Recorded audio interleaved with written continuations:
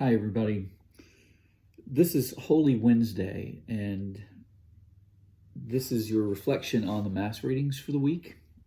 Today, the Gospel passage from the lectionary is from John 13. And Mary has anointed his feet. He has entered triumphantly into Jerusalem. And now he is before the festival of the Passover.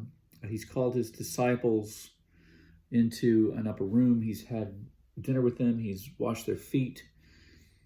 And we pick it up today, the story, in chapter 13, verse 21. It says that after saying this, Jesus was troubled in spirit and declared, "Very truly I tell you, one of you will betray me." The disciples looked at one another, uncertain of whom he was speaking. One of his disciples, the one whom Jesus loved, was reclining next to him. Simon Peter therefore motioned him to ask Jesus of whom he was speaking. While reclining next to Jesus, he asked him, "Lord, who is it?" And Jesus answered, and this is the interesting part to me, "It is the one to whom I give this piece of bread when I have dipped it in the dish." So when he had dipped the piece of bread, he gave it to Judas, son of Simon Iscariot. After he received the piece of bread, Satan entered into him, and Jesus said to him, "Do quickly what you are going to do." Now no one at the table knew why he had said this to him. Some thought that because Judas had the common purse, Jesus was telling him, "Buy what we need for the festival," or that he should give something to the poor. So after receiving the piece of bread, he immediately went out, and it was night. There are a lot of interesting things about the story. That last little snippet where it says, "And it was night." John has been playing with the themes of light and darkness throughout the whole gospel. And so here he's coming back to those themes. But the thing that I am thinking about today, and I have often thought about it when I read this story, is how did Jesus know that Judas would betray him? And it seems like we have a few options. One is that he had some kind of specialized knowledge, because we sometimes try to make Jesus in his divinity know things that Jesus in his humanity couldn't. And so that's one option, is that he knew, because we've seen over the course of Jesus' life that he did know certain times things that other people didn't know, just for the sake of this divine knowledge that he had. Or maybe he'd overheard a snippet of what Judas was saying, that he was, plotting to betray him. But I don't think it's actually either one of those. I think that it is because Jesus knew Judas.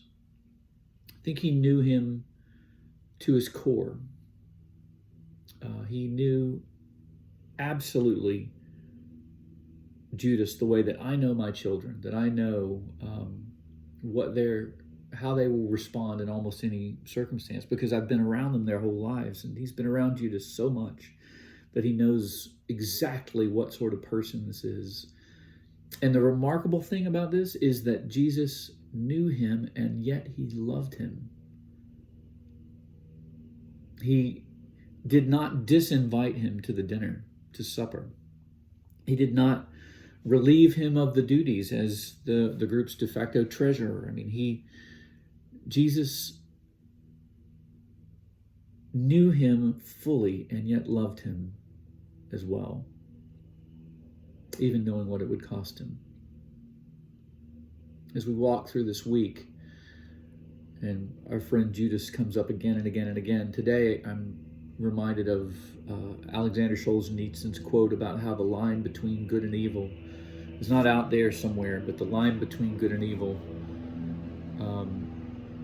runs down the center of every human heart.